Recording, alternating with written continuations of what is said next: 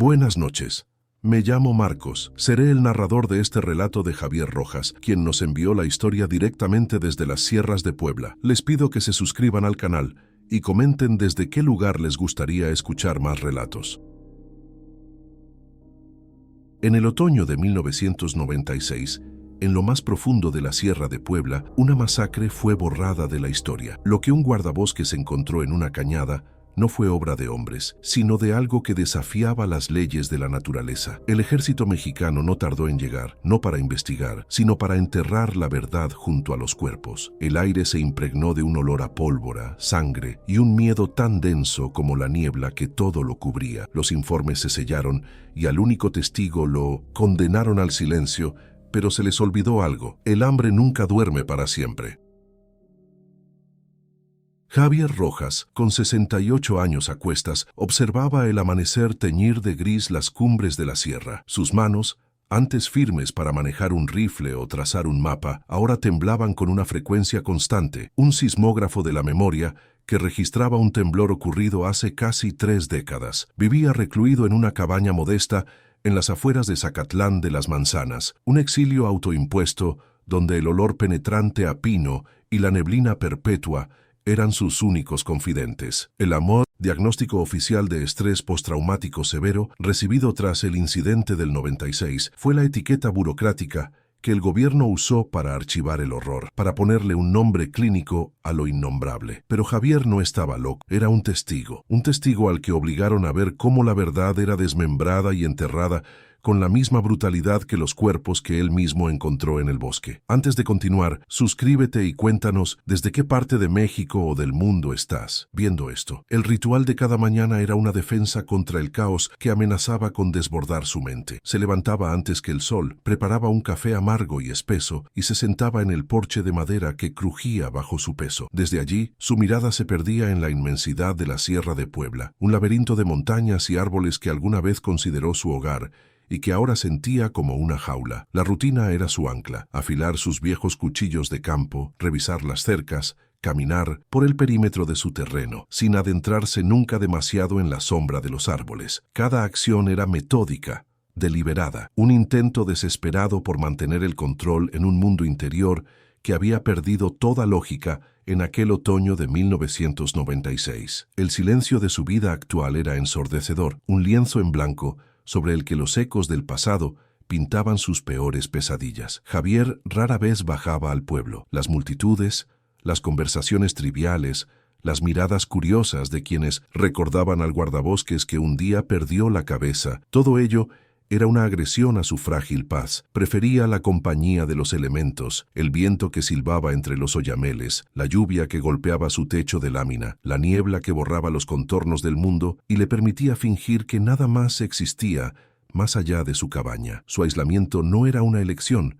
sino una necesidad. Era la única forma de mantener a raya los recuerdos. Las noches eran lo más difícil. Cuando el sol se ocultaba y la oscuridad devoraba la sierra, los sonidos del bosque se transformaban. El ulular de una lechuza se convertía en un lamento, el crujido de una rama en una pisada sigilosa. Eran fantasmas auditivos que lo transportaban de vuelta al terror, obligándolo a revivirlo una y otra vez en la soledad de su refugio. Su cabaña era un museo de una vida interrumpida. En las paredes colgaban mapas topográficos de la región, marcados con rutas y fechas que solo él entendía. Una vieja fotografía enmarcada mostraba a un Javier más joven, de 39 años, con un uniforme impecable y una sonrisa que ya no reconocía como propia. Junto a él, otros guardabosques, rostros que ahora solo veía en sus sueños, a veces sonriendo, a veces con los ojos vacíos de pánico. Guardaba bajo llave un baúl de metal que no había abierto en 28 años. Dentro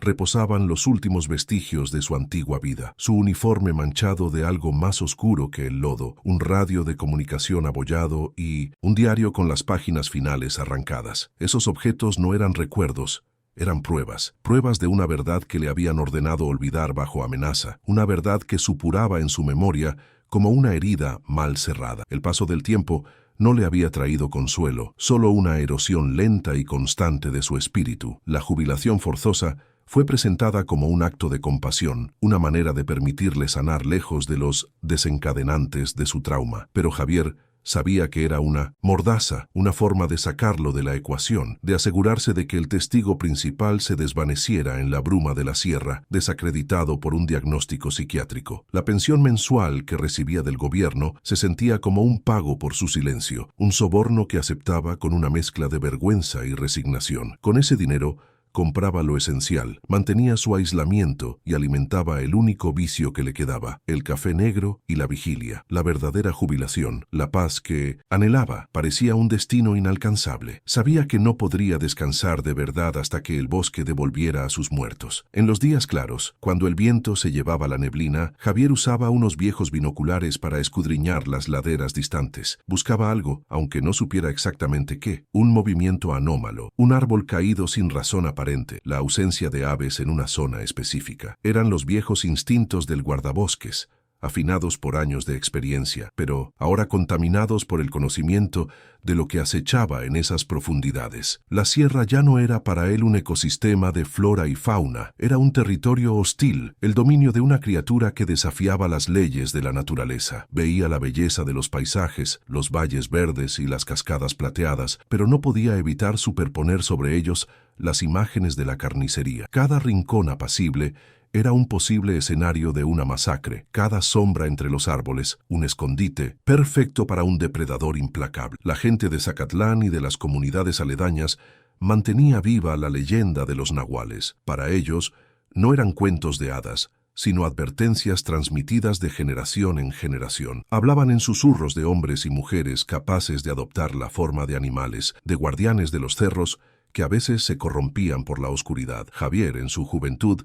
había escuchado esas historias con el escepticismo de un hombre educado, entrenado para ver el mundo a través de la lente de la ciencia y la lógica. Pero después del 96, esas leyendas adquirieron un peso aterrador. Comprendió que el folclore era a menudo un intento de la mente humana por dar forma a horrores que de otro modo serían incomprensibles. La gente local no sabía la verdad exacta, pero su miedo ancestral apuntaba en la dirección correcta. Sentían la presencia de algo antiguo y malévolo en su tierra, algo que la ciencia se negaba a nombrar. El silencio institucional era tan denso como la propia niebla. Después de la intervención militar, el incidente fue oficialmente clasificado. Los informes se sellaron, las pruebas se confiscaron y la narrativa de un ataque de cartel se impuso en los pocos medios que se atrevieron a preguntar. Los otros guardabosques que estuvieron con él fueron reasignados a parques nacionales en extremos opuestos del país, sus vidas desmanteladas tan eficazmente como la escena del crimen. A Javier lo dejaron allí, en Puebla, demasiado quebrado para ser una amenaza, un monumento viviente al poder del secreto. A veces se preguntaba si alguno de ellos todavía recordaba,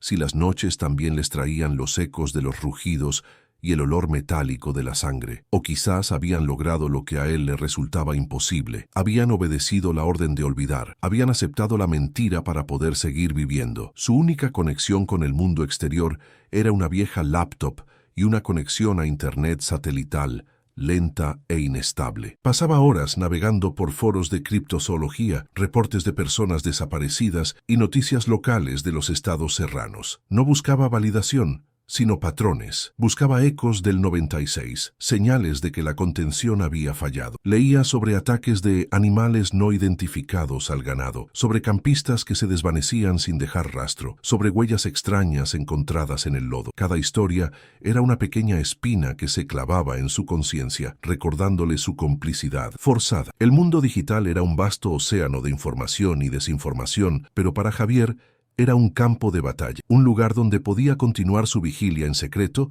buscando la pieza del rompecabezas que confirmara su peor temor, que la bestia no había sido eliminada, solo había estado durmiendo. El otoño comenzaba a instalarse en la sierra, pintando los árboles de ocres y dorados. Para la mayoría, era una estación de belleza melancólica, el preludio del frío invierno. Para Javier, era la estación del aniversario. El aire se volvía más denso, los días más cortos y las noches más largas, exactamente como en aquel fatídico otoño de 1996. El ambiente mismo parecía conspirar para reabrir la herida. Podía sentir una tensión palpable en el aire, una quietud antinatural en el bosque, como si la tierra misma contuviera la respiración, esperando algo. No era solo su mente jugándole trucos, era una memoria sensorial, un trauma grabado en el paisaje. Sabía que algo estaba mal. El silencio antes de la tormenta se estaba volviendo demasiado pesado, demasiado largo. El monstruo en su memoria estaba a punto de despertar, y esta vez Javier temía que el mundo entero escuchara su rugido. Fue una noche de tormenta, con el viento aullando afuera de la cabaña como un animal herido, cuando todo cambió. La pantalla de la laptop parpadeaba en la oscuridad, iluminando el rostro demacrado de Javier. Sus dedos, rígidos por el frío y la artritis, se detuvieron sobre el trackpad. Un titular en un pequeño blog de noticias locales de Puebla capturó su atención. Una simple frase que actuó como una llave abriendo la cripta de su memoria. Ataques inexplicables a ganado aterrorizan a rancheros en la Sierra Alta. No era la primera vez que leía algo similar, pero esta vez los detalles eran diferentes. El artículo mencionaba la extrema violencia, los cuerpos de los animales no devorados, sino destrozados, esparcidos en un amplio perímetro. Un escalofrío helado, independiente de la temperatura de la habitación, recorrió la espalda de Javier. No era un oso, no era un puma, era el mismo patrón, la misma firma sádica que había visto grabada en carne humana. El temblor en sus manos se intensificó, haciendo que la taza de café vibrara sobre la mesa de madera. Un sudor frío perló su frente mientras leía y releía cada palabra del artículo, buscando inconsistencias, buscando algo que le permitiera descartarlo como una simple exageración de periodistas locales, pero no encontró nada. Las descripciones eran demasiado precisas, demasiado familiares. Un ganadero entrevistado hablaba de huellas que no correspondían a ningún animal conocido, más grandes que las de un oso, pero más como las de un perro o un hombre. Otro describía un olor penetrante, a humedad y a carne echada a perder, que impregnaba el aire antes de cada hallazgo. Javier cerró los ojos, pero la imagen de la escena del 96 se proyectó en el interior de sus párpados con una claridad brutal. Los fragmentos de cuerpos, el coche de los turistas con las puertas arrancadas y las mismas marcas de garras. El gatillo había sido apretado. El pasado, que había mantenido a raya con rutinas y aislamiento durante 28 años, irrumpió en su presente con la fuerza de una inundación. Dejó la laptop y caminó de un lado a otro en el reducido espacio de la cabaña, con el corazón martillándole en el pecho. Sentía una mezcla nauseabunda de pánico y una extraña, terrible vindicación. No estaba loco, nunca lo estuvo. Lo que vio era real y estaba ocurriendo de nuevo. La culpa, una bestia que había mantenido sedada, despertó con un hambre voraz. Cada vaca mutilada, cada familia asustada en sus ranchos, era una acusación directa a su silencio. Él sabía lo que era, conocía su poder destructivo y no había dicho nada. El acuerdo de confidencialidad que firmó bajo coacción ahora se sentía como un pacto con el diablo, uno que había sellado con la sangre de futuras víctimas. Durante los días siguientes, Javier se obsesionó. Apenas dormía alimentándose de café negro y de la adrenalina del miedo. Su búsqueda en Internet se volvió febril, uniendo puntos, conectando noticias de diferentes pueblos de la sierra que, aisladas, parecían incidentes menores, pero juntas dibujaban un mapa aterrador. El territorio de caza se estaba expandiendo. Empezó en las zonas más remotas, las mismas que el ejército había acordonado en el 96, pero ahora las incursiones se acercaban a áreas más pobladas. Descubrió foros locales donde la gente hablaba en voz baja, compartiendo historias de sombras anormalmente altas, vistas al anochecer, de perros que ladraban frenéticamente a la nada antes de callar de golpe. Eran los mismos susurros, los mismos presagios que habían precedido a la masacre de los turistas. La historia no se estaba repitiendo, simplemente nunca había terminado. La contención había fallado. Los síntomas de su TPT regresaron con una virulencia renovada. Sufría de flashbacks durante el día, transportado sin previo aviso al olor metálico de la sangre y al sonido de los huesos rompiéndose. Una simple rama quebrándose en el bosque lo hacía saltar, buscando instintivamente un arma que ya no portaba. Las pesadillas lo asaltaban cada vez que intentaba dormir. Sueños vívidos en los que era perseguido a través de un bosque de crepúsculo perpetuo por unos ojos amarillos y febriles. Se despertaba empapado en sudor, con el eco de un rugido gutural resonando en sus oídos. El hombre que había construido una fortaleza de silencio y rutina para proteger su mente, ahora veía cómo sus muros se derrumbaban. El monstruo no solo estaba en la sierra, también había vuelto a habitar dentro de su cabeza, y esta vez se sentía más real que nunca. El conflicto interno lo estaba destrozando. Una parte de él, la parte entrenada por el gobierno para obedecer y callar, le gritaba que no se involucrara. Recordaba la mirada fría del capitán del ejército, la amenaza velada en sus palabras, la certeza de que el aparato estatal que había encubierto la verdad una vez no dudaría en aplastarlo si intentaba revelarla. Podían desacreditarlo, encerrarlo en una institución psiquiátrica o simplemente hacerlo desaparecer, como a los madereros originales. Pero otra parte, la conciencia del guardabosques que había jurado proteger esa tierra y a su gente, le exigía actuar. ¿De qué servía sobrevivir si vivía como un cobarde, escuchando desde la distancia cómo la historia se repetía? La culpa era un veneno, más lento, pero igual de letal que cualquier amenaza gubernamental. Su silencio lo había mantenido vivo, pero le había costado el alma. Impulsado por una desesperación creciente, Javier se atrevió a hacer algo que no había hecho en décadas. Desempolvó el viejo baúl de metal y forzó la cerradura oxidada. El aire viciado que escapó olía a moho y a recuerdos reprimidos. Dentro, bajo el uniforme doblado, encontró su viejo diario de campo. Las páginas amarillentas estaban llenas de su caligrafía, precisa, detallando la flora, la fauna y los incidentes menores de su trabajo. Buscó las entradas de octubre de 1996. La mayoría de las páginas cruciales,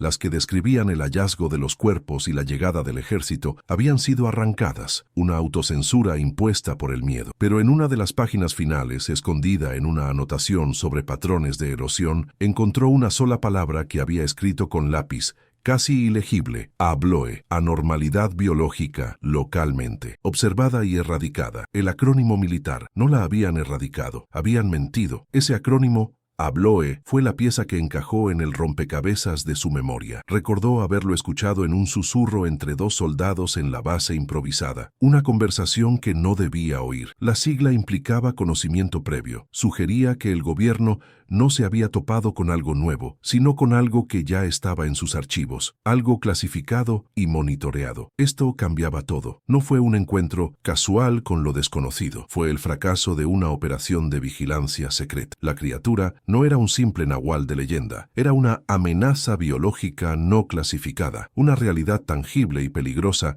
que ciertos círculos del poder conocían y habían decidido ocultar al mundo. El encubrimiento no fue solo para evitar el pánico, fue para esconder su propia incompetencia, para enterrar un fracaso que había costado vidas inocentes y que estaba a punto de costar más. La sospecha de que algo que debía estar muerto había vuelto comenzó a transformarse en una certeza aterradora. La criatura del 96 era increíblemente fuerte y territorial. Los disparos de alto calibre que escuchó durante noches enteras debieron haberla herido, al menos. El informe oficial implícito era que la habían eliminado. Pero, ¿y si solo la habían ahuyentado? ¿Y si se había retirado a las cuevas más profundas de la sierra para sanar, para esperar? O peor aún, ¿y si no estaba sola? La idea se instaló en su mente, como un parásito, la posibilidad de que se hubiera reproducido, que los nuevos ataques no fueran obra de la misma entidad, sino de su progenie, ahora adulta, hambrienta y reclamando el territorio de sus padres. Esta nueva generación, criada en el corazón oculto de la sierra, no conocería el miedo a los humanos, solo los vería como presas. El escenario alrededor de su cabaña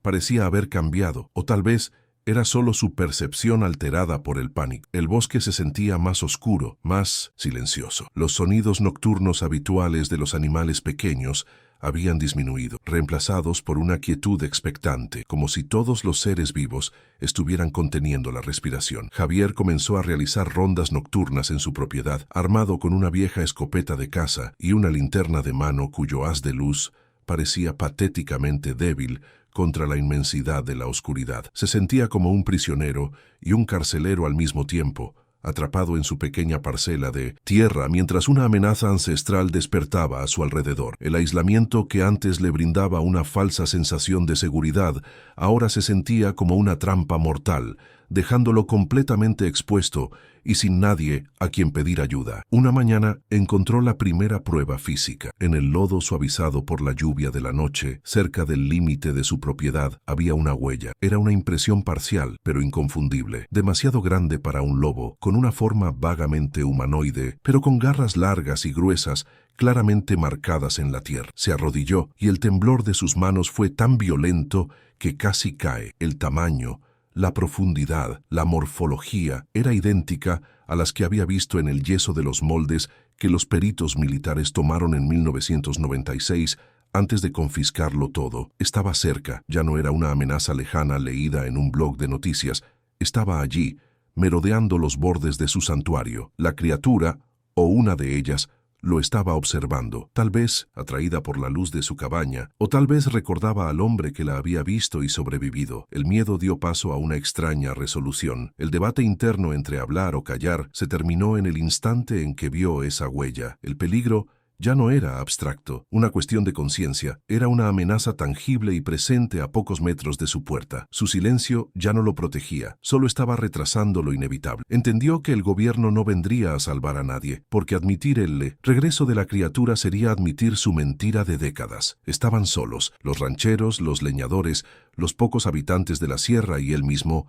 Todos estaban a merced de un depredador que oficialmente no existía. La decisión se solidificó en su mente, no como un acto de heroísmo, sino como el último recurso de un sobreviviente. No podía enfrentarla físicamente, no a su edad, pero podía darle a otros un arma, la verdad. Javier comenzó a prepararse, sacó los viejos mapas topográficos y comenzó a trazar la ubicación de los nuevos ataques, superponiéndolos con los datos que recordaba del 96. Buscaba patrones de movimiento, corredores de caza, posibles ubicaciones de una guarida. Su mente, nublada por años de trauma y reclusión, se agudizó con un propósito renovado. El guardabosques que había dentro de él, el experto rastreador y estratega de campo, resurgió de las cenizas de su psique fracturada. Documentó todo lo que recordaba en un nuevo cuaderno: la apariencia de la criatura, los sonidos que emitía, su comportamiento, la respuesta militar. Escribía con una urgencia febril, como si el tiempo se estuviera agotando, como si supiera que esta podría ser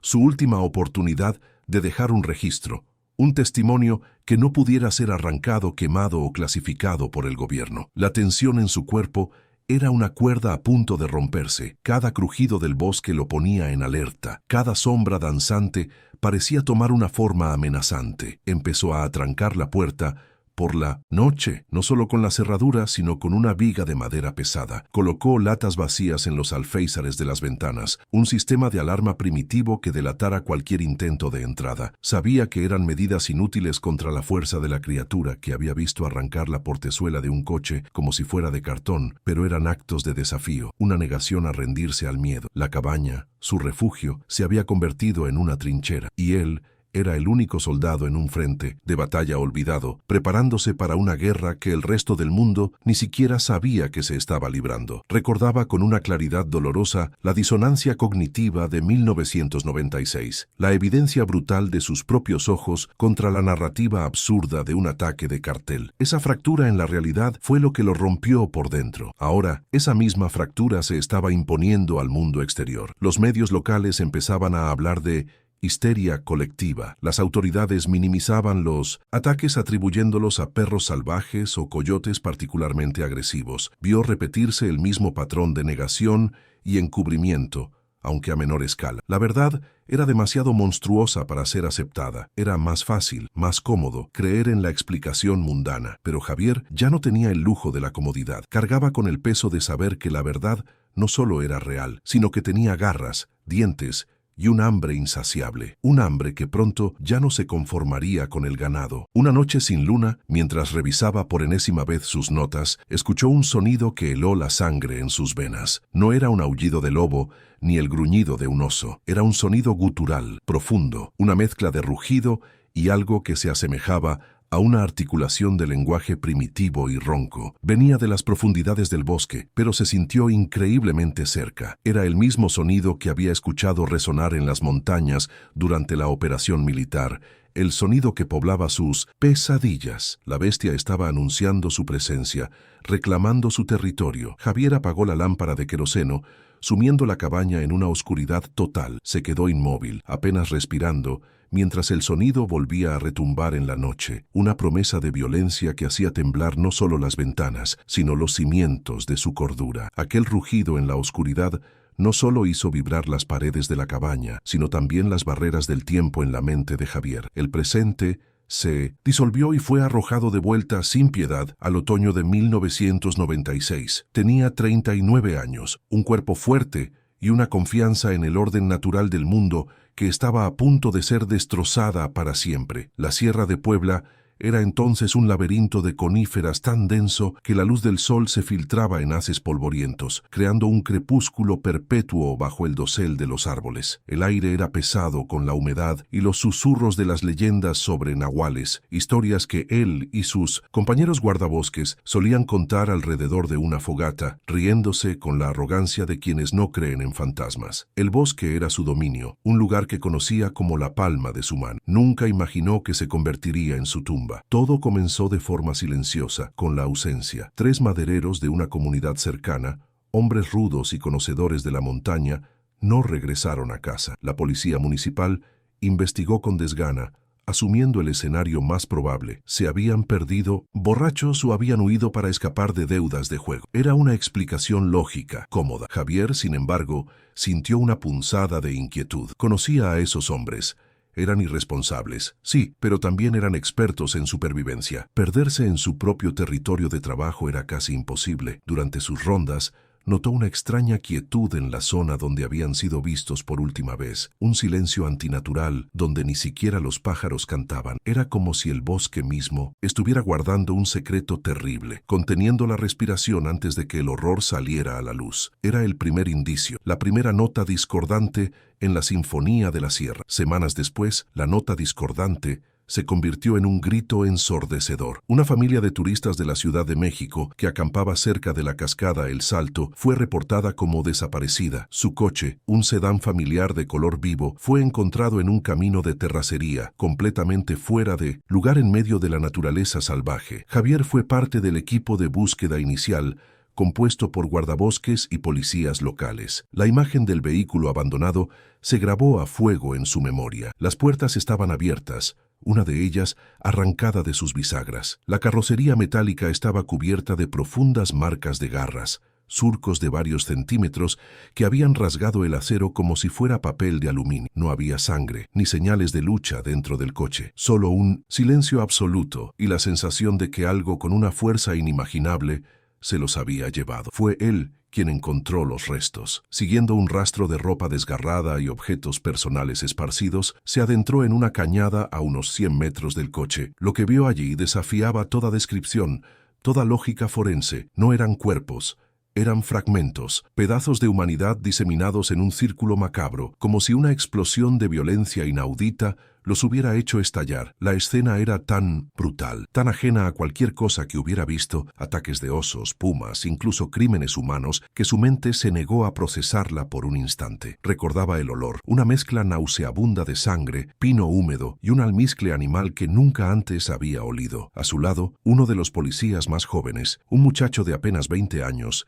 se dobló y vomitó violentamente, el sonido de sus arcadas rompiendo el silencio profano del lugar. La intervención de las autoridades estatales fue inmediata, pero torpe y desorganizada. Parecían tan abrumados como los oficiales locales. El verdadero cambio, el momento en que el misterio se transformó en una conspiración, fue menos de 24 horas después. El rugido de rotores de helicópteros llenó el aire, y varias aeronaves de color verde olivo descendieron en un claro cercano. De ellas, desembarcaron decenas de soldados del ejército mexicano, equipados con armas de asalto y equipo de combate completo. Se movían con una eficiencia fría y aterradora. En cuestión de una hora, establecieron un perímetro de exclusión de varios kilómetros, expulsando a todos los policías y guardabosques con una hostilidad apenas disimulada. El mensaje era claro: esto ya no era su jurisdicción, esto era ahora un asunto de seguridad nacional, y ellos, los primeros testigos, se habían convertido en un problema. Javier y sus colegas fueron escoltados a una base de operaciones improvisada en un antiguo aserradero. La atmósfera era de una tensión asfixiante. El hombre al mando, un capitán de rostro impasible y ojos vacíos, los reunió. Su voz era monótona, desprovista de emoción, mientras les informaba la narrativa oficial. El ataque, les dijo, había sido obra de un nuevo y sádico cartel de la droga, una táctica de terror para marcar su territorio. La mentira era tan burda, tan evidentemente falsa, que resultaba insultante. Ningún cartel Usaría garras para matar. Ningún humano podía arrancar la puerta de un coche de esa manera. Javier miró a sus compañeros y vio en sus ojos la misma mezcla de incredulidad y miedo. Estaban siendo obligados a participar en una farsa, a negar la evidencia de sus propios sentidos para encubrir algo que el propio gobierno no entendía, o peor, temía. Luego vinieron los interrogatorios individuales. No buscaban información sobre lo que habían visto. Buscaban medir su capacidad para guardar un secreto. Las preguntas eran circulares, diseñadas para atraparlos en contradicciones, para hacerlos sentir culpables e insignificantes. El oficial que interrogó a Javier nunca levantó la voz, pero cada palabra estaba cargada con el peso de una amenaza implícita. Le preguntaron por su familia, por sus hijos, comentarios casuales que sonaban a advertencia. Al final, le pusieron un fajo de papeles en la mesa, un acuerdo de confidencialidad de por vida. Firmar significaba aceptar la mentira del cartel y olvidar lo que había visto en la cañada. Negarse a firmar, insinuó el oficial con una sonrisa gélida, sería considerado un acto de insubordinación contra el Estado, con consecuencias impredecibles. Atrapado entre la verdad y la seguridad de su familia, Javier firmó. Las noches en el aserradero eran una tortura psicológica. Estaban confinados, tratados más como prisioneros que como testigos. Desde la distancia, escuchaban la actividad militar en las profundidades de la sierra. Ráfagas de disparos de armas automáticas de alto calibre rompían el silencio nocturno, ecos de una batalla invisible. Y luego, después de los disparos, llegaban los rugidos. Eran sonidos que no pertenecían a ninguna criatura conocida en Norteamérica. Eran guturales, llenos de una furia primigenia, y a veces, inquietantemente, parecían modularse como un lenguaje áspero y brutal. Los soldados que regresaban de las patrullas nocturnas tenían la mirada perdida, los rostros pálidos bajo el camuflaje. No hablaban de lo que enfrentaban, pero su miedo era más elocuente que cualquier informe. Estaban cazando algo, y a veces parecía que algo los estaba cazando a ellos. En un momento de descuido de los guardias, Javier logró acercarse a la zona de comunicaciones. Un soldado hablaba frenéticamente por un radio. Su voz temblaba a pesar de sus esfuerzos por mantener la calma. Negativo, señor, las balas de 7.62 apenas lo ralentizan. Es como dispararle a un muro de concreto. Hubo una pausa. Y luego las palabras que lo cambiarían todo. Confirmamos visual de un ABLOE clase 3. Repito, clase 3. Solicitamos apoyo aéreo y munición perforante. Ahora, la transmisión se cortó. ABLOE. La sigla se quedó grabada en su mente.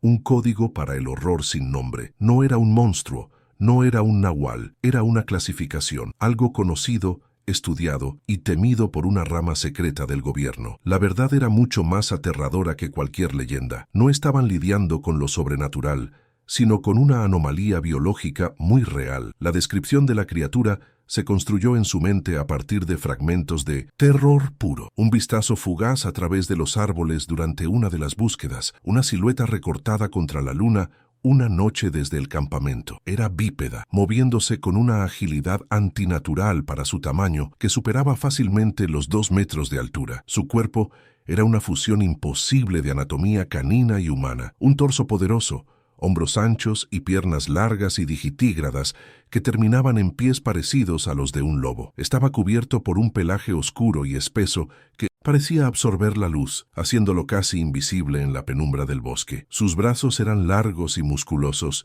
y terminaban en manos con garras gruesas y negras, no retráctiles, siempre expuestas, diseñadas para desgarrar y destripar. Era un depredador alfa evolutivo, una pesadilla biológica hecha carne. Pero lo más perturbador, lo que se ancló en lo más profundo de sus pesadillas, eran sus ojos. En un breve encuentro, cuando la criatura lo observó desde la espesura, a menos de 50 metros pudo verlos claramente. Eran de un color amarillo febril, casi reptiliano, y brillaban en la oscuridad con una luz propia. No eran los ojos de una bestia salvaje, impulsada únicamente por el instinto.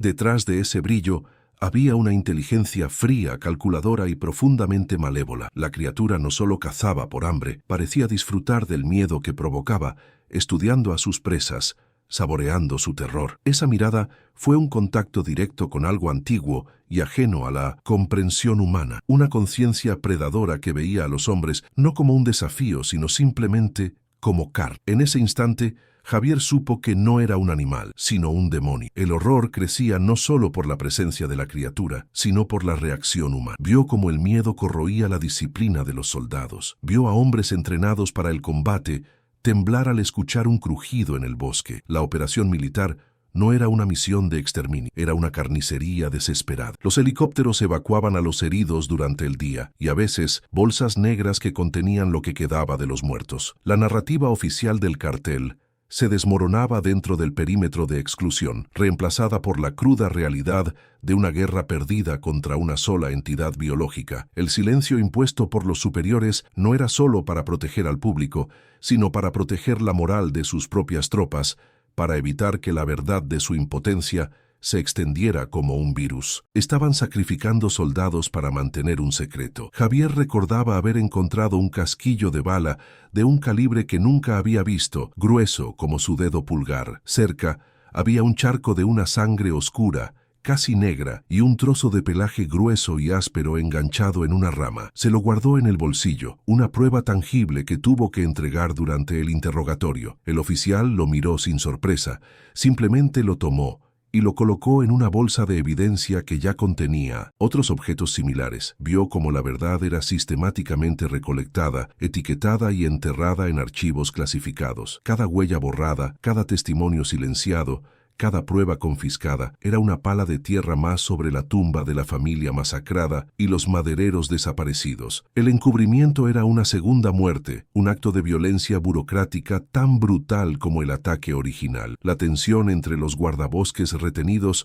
era palpable. Algunos intentaban racionalizarlo, aferrándose a la mentira del cartel, porque la verdad era demasiado monstruosa para contemplarla. Otros se sumían en un silencio catatónico, sus mentes rotas por lo que habían presenciado. Javier se encontró en un punto intermedio, su mente luchando por reconciliar su conocimiento del mundo natural con la existencia de esta anomalía. Discutían en susurros cuando los guardias no estaban cerca, compartiendo fragmentos de lo que habían visto u oído, tratando de armar un rompecabezas del que faltaban la mayoría de las piezas, pero el miedo era un solvente poderoso que disolvía la camaradería. Al final, cada hombre estaba solo con su terror, consciente de que su supervivencia dependía de su capacidad para olvidar y obedecer. La lealtad a la verdad se convirtió en una sentencia de muerte. El capitán del ejército era la encarnación del silencio institucional. Javier nunca supo su nombre, solo lo conocía como el capitán. Era un hombre de unos 40 y tantos, con una cicatriz delgada que cruzaba una ceja y una mirada que parecía haber visto todos los horrores del mundo y haberlos archivado sin emoción. Hablaba poco, y cuando lo hacía, sus palabras eran precisas y cortantes. No mostraba miedo, ni ira, ni compasión, solo una determinación fría y absoluta de cumplir su misión, contener la situación y borrar toda evidencia de que alguna vez ocurrió. Representaba un sistema, una maquinaria gubernamental diseñada para identificar, clasificar y neutralizar verdades inconvenientes. Javier entendió que el verdadero monstruo no era solo la criatura del bosque, sino también el sistema que prefería sacrificar a sus ciudadanos antes que admitir su existencia. Finalmente, después de una semana que pareció una eternidad, la operación concluyó. El bombardeo de artillería cesó y los disparos se extinguieron. Un silencio antinatural se asentó sobre la sierra. El capitán los reunió por última vez. Les informó que la amenaza del cartel había sido neutralizada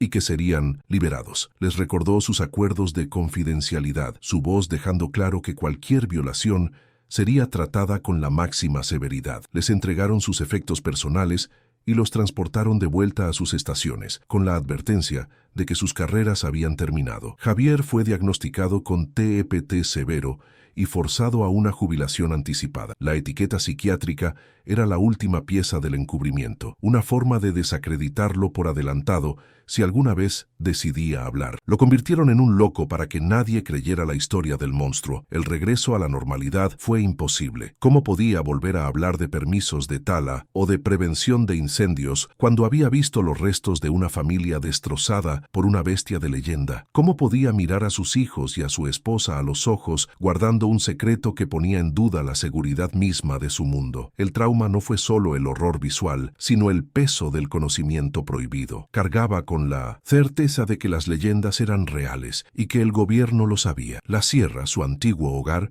se convirtió en un lugar de terror. Cada sombra le recordaba a la criatura, cada silencio a la conspiración. El sacrificio que hizo para mantener el secreto no fue por heroísmo sino por miedo, y esa cobardía lo carcomió por dentro durante los siguientes 28 años, preparándolo para el momento en que el pasado finalmente volviera a reclamarlo. El flashback se desvaneció. Living Javier de 1970, vuelta en la oscuridad de su cabaña, con el eco del rugido aún resonando en sus oídos. El hombre de 68 años temblaba, no de frío, sino del recuerdo vívido del hombre de 39 que fue. El horror original no era solo una memoria, era una herida abierta, y el rugido de esta noche le había echado sal. Comprendió entonces que la operación militar de 1996 no había sido una misión de erradicación, sino de contención. No la mataron. En el mejor de los casos, la hirieron y la hicieron retroceder a los rincones más profundos de la sierra. Y ahora, después de casi 3 décadas de silencio, había vuelto. O su descendencia había crecido. La verdad que había guardado tan celosamente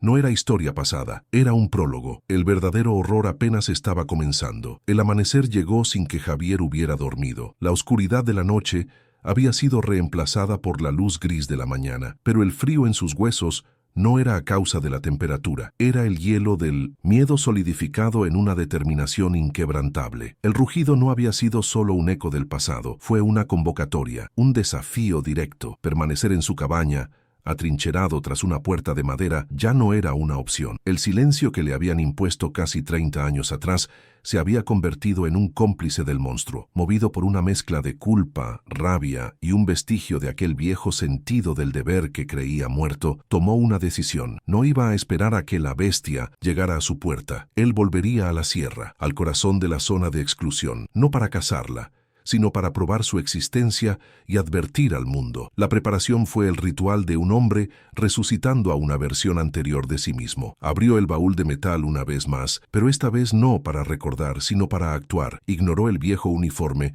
y sacó una brújula de latón, un cuchillo de supervivencia y un juego de mapas topográficos que había ocultado. De un compartimiento secreto en el suelo de la cabaña, extrajo una vieja escopeta de bombeo, la limpió y la aceitó con manos que, aunque todavía temblorosas, se movían con una memoria muscular olvidada. Llenó una mochila raída con lo esencial: latas de comida, un purificador de agua, un botiquín de primeros auxilios y todos los cartuchos de escopeta que tenía. Cada objeto era un ancla a su antigua vida, un recordatorio de que antes del trauma hubo un hombre que dominaba este terreno. Ahora ese hombre debía regresar. El primer obstáculo fue su propio cuerpo. A los 68 años, la sierra que antes recorría con agilidad, ahora se presentaba como una serie de desafíos monumentales. Las pendientes pronunciadas le robaban el aliento. Sus rodillas protestaban con cada paso y el peso de la mochila se sentía como una losa sobre sus hombros. El envejecimiento era un enemigo tan real como la criatura que buscaba. Pero más allá del desgaste físico estaba el miedo. Cada sombra parecía moverse, cada crujido de hojas secas sonaba como una pisada sigilosa. El bosque ya no era un lugar de trabajo,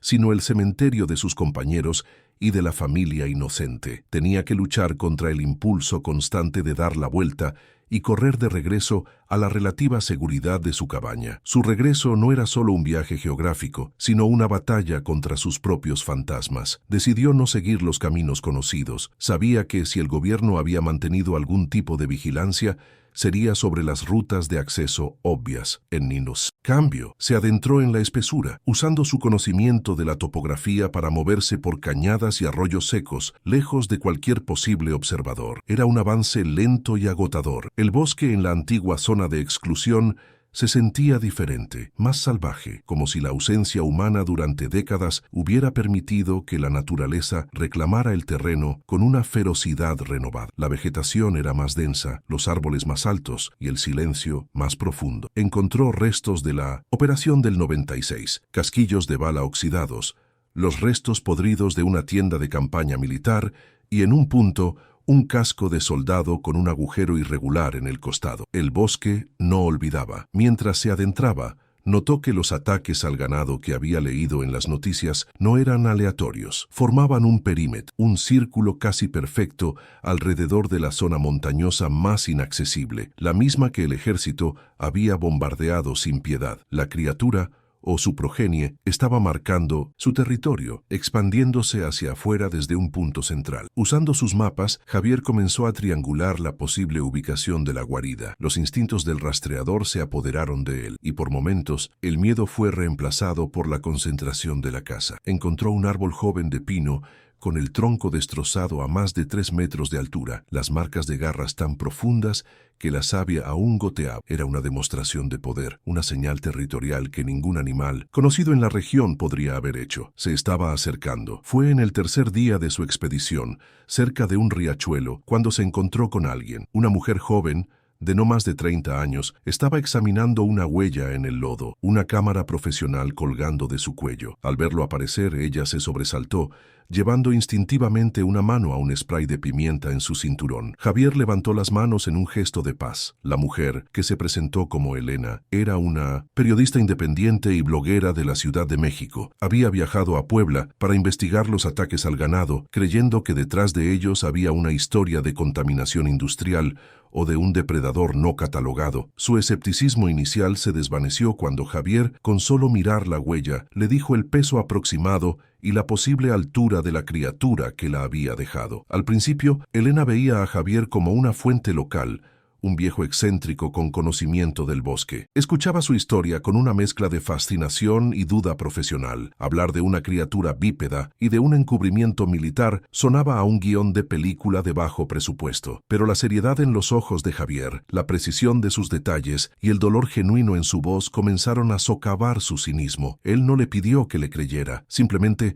le mostró la evidencia que había recopilado en su cuaderno y le explicó los patrones de caza. Le mostró el casco de soldado y los casquillos de pala. La historia de Elena sobre ataques al ganado se entrelazó con la de Javier sobre una masacre encubierta, y juntos comenzaron a ver la aterradora imagen completa. La incredulidad de Elena se transformó en un miedo creciente. Javier, a su vez, encontró en Elena algo que no había tenido en casi 30 años, un testigo, alguien que escuchaba sin juzgarlo, sin la lente predeterminada de su diagnóstico de TEPT. Aunque era reacio a ponerla en peligro, entendía que la cámara de ella y su capacidad para difundir la información eran armas más poderosas que su vieja escopeta. Acordaron con cautela continuar juntos. Ella documentaría lo que encontraran y él la guiaría a través del terreno peligroso. La alianza era frágil, una unión de la experiencia traumática del pasado y la curiosidad investigadora del presente. Por primera vez, Javier no estaba solo en su lucha, llevaba el peso de la memoria, y Elena, la responsabilidad de contar la historia, si él no sobrevivía para hacerlo. El viejo guardabosques y la joven periodista, dos generaciones unidas contra un horror atemporal. Siguiendo las marcas territoriales y el rastro de destrucción, Javier los guió hacia una cadena de formaciones rocosas conocidas localmente como el Espinazo del Diablo. Era una zona de difícil acceso, llena de barrancos y cuevas. Recordaba que durante la operación del 96, los soldados habían evitado esta área, concentrando su fuego en las laderas circundantes. Quizás la criatura original había usado este laberinto de piedra como refugio. A medida que se acercaban, el aire se volvía más pesado, impregnado de un olor familiar y nauseabundo, el mismo almizcle de carne en descomposición y humedad que recordaba de la escena del crimen de los turistas. Los sonidos del bosque desaparecieron por completo, reemplazados por un silencio sepulcral, como si toda la vida salvaje supiera que estaban entrando en el matadero de un depredador superior. Descubrieron la entrada a la guarida por accidente. Estaba oculta detrás de una cascada seca, una grieta oscura en la pared de roca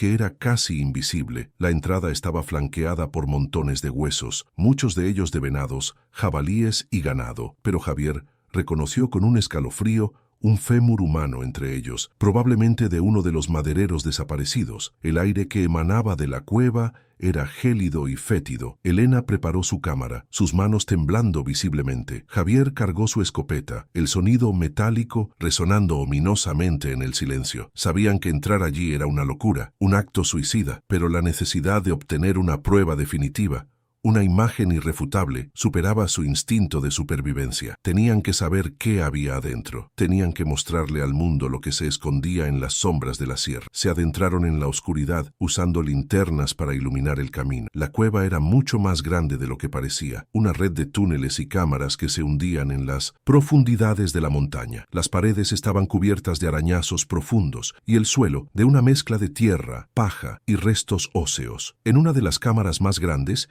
hicieron el descubrimiento que confirmó el peor temor de Javier. No había una criatura, había varias. En un rincón, dos seres más pequeños, aunque todavía del tamaño de un hombre adulto, yacían dormidos. Eran la progenie, y en el centro de la cámara, sobre un lecho de pieles y hojas, descansaba una criatura mucho más grande, más vieja. Su pelaje era más oscuro, casi plateado en algunas partes, y su cuerpo estaba cubierto de cicatrices. Una de sus patas traseras estaba torcida en un ángulo antinatural, una herida vieja que nunca sanó por completo. Era la original, la sobreviviente del 96. Javier sintió que el aire abandonaba sus pulmones. La revelación fue un golpe físico. No solo había sobrevivido, sino que se había reproducido. La amenaza no había sido contenida, se había multiplicado. Elena, a su lado, levantó la cámara con un movimiento lento y silencioso, tratando de capturar una imagen en la penumbra. El clic del obturador, aunque casi inaudible, sonó como un disparo en la quietud de la cueva. La criatura más grande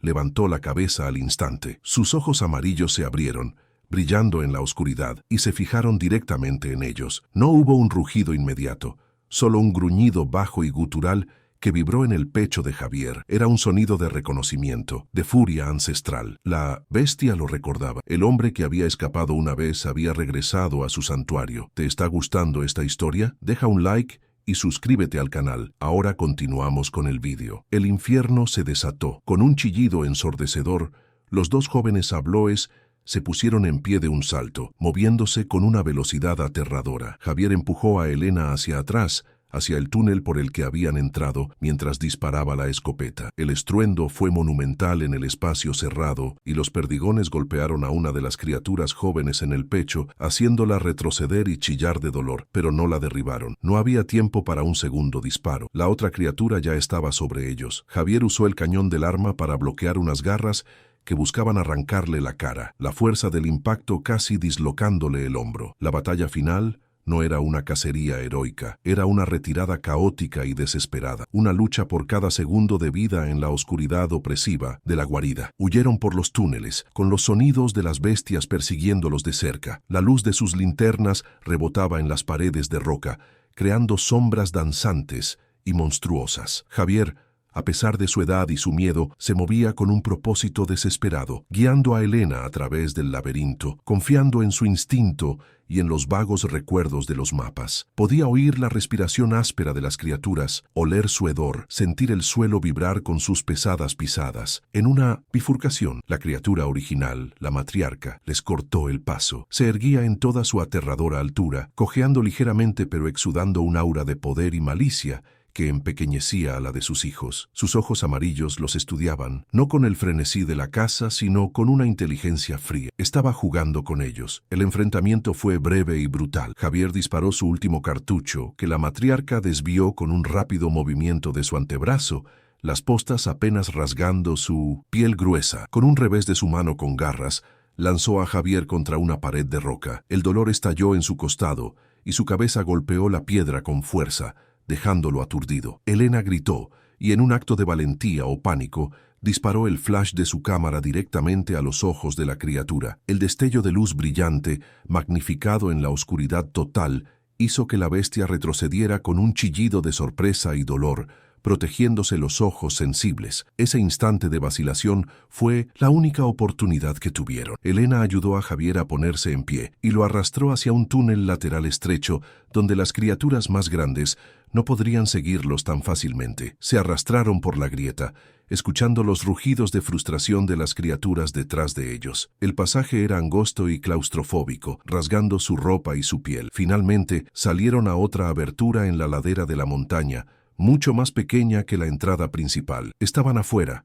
bajo la luz pálida de la luna, pero no estaban a salvo. La matriarca apareció en la entrada de la cueva principal, su silueta recortada contra el cielo nocturno, y emitió un aullido largo y resonante. No era un sonido de derrota, sino una orden, un llamado de caza. Sus hijos emergieron a su lado y juntos comenzaron a descender por la ladera, moviéndose con una agilidad increíble sobre el terreno rocoso. La persecución no había terminado, solo había cambiado de escenario, del interior de la tierra a la vastedad del bosque nocturno. La huida a través del bosque fue una pesadilla febril. Javier, herido y apenas consciente, se apoyaba en Elena, quien lo instaba a seguir corriendo. Se guiaban por las estrellas y el vago conocimiento de Javier sobre la geografía. Detrás de ellos podían escuchar a las criaturas moviéndose a través de los árboles, flanqueándolos, jugando con ellos. No era una persecución directa, sino una cacería estratégica. Un crujido de ramas a su izquierda, un gruñido a su derecha. Estaban siendo acorralados,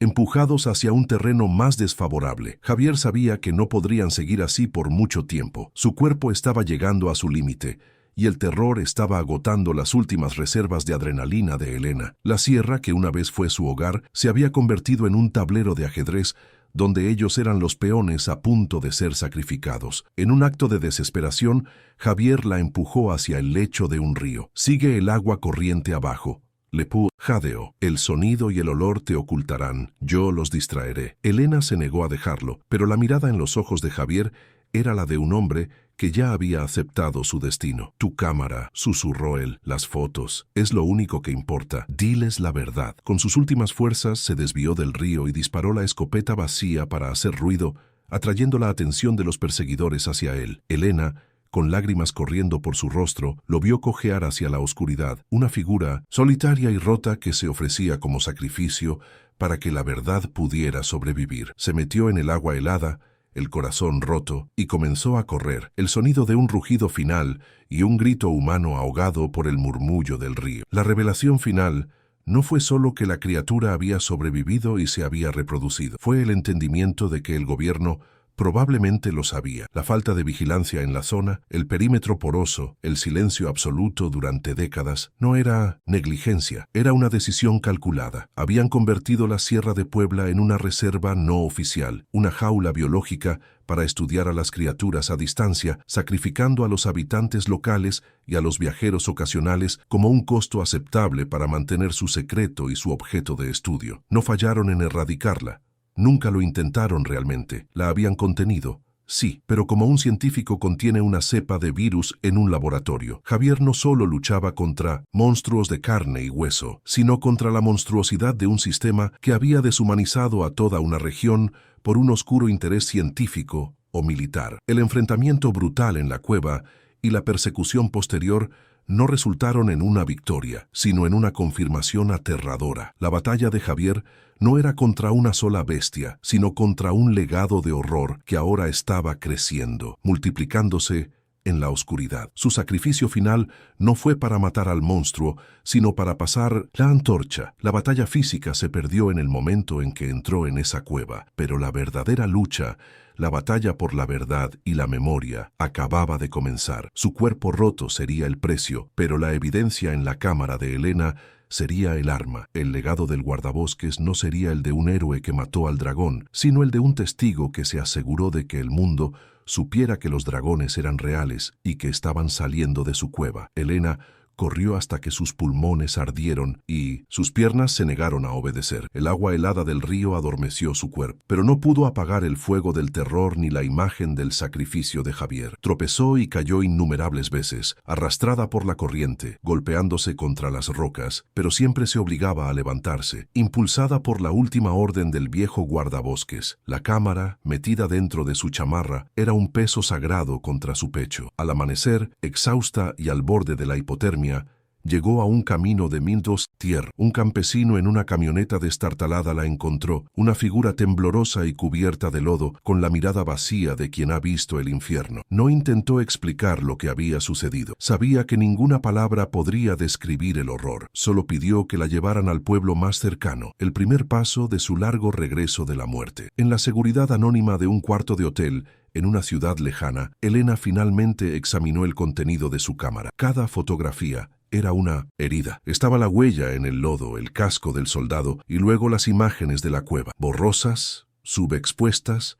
tomadas en pánico, pero inconfundibles. Mostraban a las criaturas jóvenes durmiendo y a la matriarca sus ojos amarillos brillando con una malevolencia inteligente. Tenía la prueba, pero en lugar de sentir triunfo, sintió una ola de pánico que la dejó sin aliento. El conocimiento que Javier había cargado en soledad durante 28 años, ahora era suyo. Comprendió el verdadero peso de su sacrificio. No le había salvado la vida, le había pasado la antorcha. Ahora era ella la testigo, la portadora de una verdad que podía destruir, y el silencio se presentaba como una tentación seductora y mortal. La lucha ya no era física, una carrera por el bosque, sino una batalla interna contra el miedo y la paranoia. Cada sombra en su cuarto de hotel parecía una amenaza, cada llamada sin identificar una advertencia. Empezó a ver el mundo a través del filtro del trauma de Javier. ¿Era ese hombre en la calle un simple transeúnte o un vigilante del gobierno? ¿Era seguro usar su propia laptop, su propio teléfono? El sistema que había silenciado a un guardabosques condecorado no dudaría en neutralizar a una periodista independiente. Decidió no acudir a los grandes medios de comunicación. Sabía que la historia sería confiscada, enterrada bajo el peso de la seguridad nacional, y ella sería desacreditada o desaparecería. La única forma de que la verdad viera la luz era publicarla ella misma, sin filtros, un grito digital lanzado al abismo de Internet. Se encerró y comenzó a escribir, no como una periodista, sino como la ejecutora de un testamento. Cada palabra era un intento de honrar la memoria de Javier. Su texto no era un artículo de noticias, sino una confesión terminal narrada a través de sus ojos. Describió al viejo guardabosques, su dolor, su culpa y su valentía final. Detalló el encubrimiento del 96, la existencia de los Abloes y la terrible revelación de su progenie. Las fotografías eran las pruebas irrefutables que anclaban la narrativa a una realidad innegable. Mientras escribía, sentía como si el espíritu de Javier estuviera a su lado, guiando sus dedos, asegurándose de que cada detalle del horror fuera preservado. No estaba escribiendo una historia para ganar un premio, sino redactando una advertencia para la humanidad, un epitafio para un hombre que murió para que otros pudieran saber. La amenaza no había sido eliminada. De hecho, parecía estar creciendo. Mientras investigaba para su publicación, encontró informes recientes y dispersos de otras partes del país. Unos excursionistas desaparecidos en las sierras de Oaxaca, ataques extraños a ovejas en las montañas de Chihuahua, avistamientos de criaturas altas y oscuras cerca de reservas forestales en Veracruz. Aislados, eran incidentes extraños, pero con el conocimiento que ahora poseía, Elena podía ver un patrón aterrador. No era un problema localizado en Puebla, era una especie, una amenaza biológica no clasificada que quizás tenía poblaciones latentes en otras zonas remotas de México. La contención no solo había fallado, sino que era una ilusión. Las criaturas no estaban expandiendo su territorio, estaban despertando en todas partes. La Sierra de Puebla no era la única jaula, era solo la primera en romperse. El legado de Javier se transformó en la misión de Elena. Entendió que su lucha ya no era por la supervivencia física, sino por la memoria histórica. Chato, ella callaba. El sacrificio de Javier no tendría sentido. La familia de turistas, los madereros, los soldados caídos en el 96, todos serían olvidados.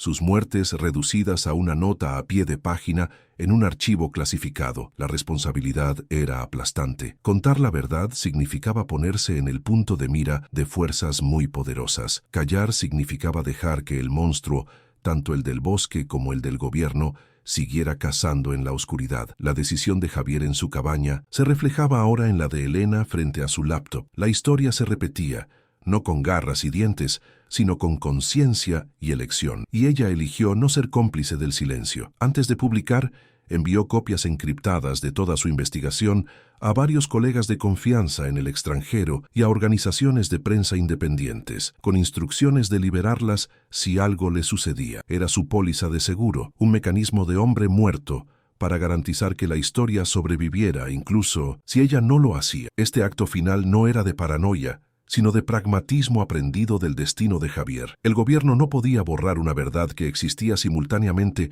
en una docena de servidores alrededor del mundo. Podían silenciar a un mensajero, pero no podían detener el mensaje una vez que fuera liberado. La batalla no se ganaría con balas, sino con ancho de banda. La guerra por la memoria se libraría en el campo de batalla digital, y ella acababa de desplegar sus tropas. Con un último clic, publicó el artículo en su blog bajo el título La verdad del incidente de Puebla. Testamento de Javier Rojas, guardabosques. Subió las fotos, los mapas, los extractos del diario que Javier le había confiado. Lo envió a todos sus contactos, lo compartió en todos los foros que pudo encontrar, y luego apagó su teléfono. Sacó la batería y la tarjeta SIM y abandonó el hotel. No había alivio en su acción, solo una sombría sensación de finalidad. Había cumplido su promesa, había encendido una bengala en la noche, esperando que alguien la viera. No sabía si el mundo creería la historia, si provocaría una investigación o si sería descartada como una elaborada noticia falsa. Solo sabía que la verdad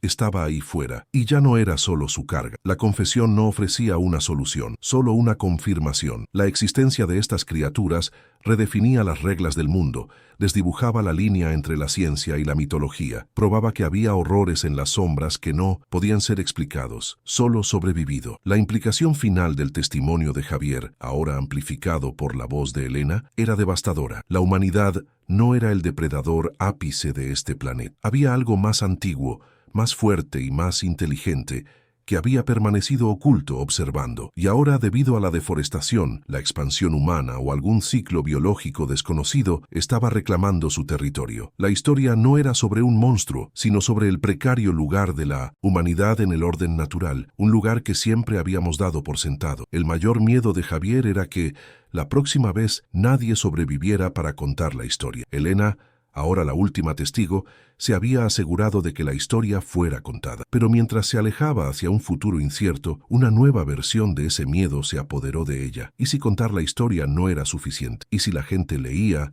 se sorprendía por un momento y luego seguía con sus vidas, archivándola como una curiosidad macabra de Internet? ¿Y si la verdad era tan monstruosa que la mente humana colectiva simplemente se negaría a aceptarla? El verdadero horror podría no ser que los monstruos existan, sino que su existencia no cambie absolutamente nada. La advertencia podría ser gritada a los cuatro vientos, y el mundo, por elección propia, podría decidir permanecer sordo. La narrativa de Elena terminó con una nota profundamente ambigua. No hubo un epílogo que mostrara al gobierno investigando o al público reaccionando. La historia simplemente se detuvo con la publicación, dejando al lector en el mismo estado de incertidumbre y miedo que ella. La lucha no había terminado, simplemente se había transferido del bosque a la cueva, de la cueva a la huida y de la huida a la conciencia de quien quiera que leyera su informe. El monstruo ya no estaba solo en la Sierra de Puebla. Gracias a sus palabras y a las fotos, ahora vivía en la mente de miles de personas, una semilla de duda y de terror plantada en el jardín de la realidad compartida. El legado final de Javier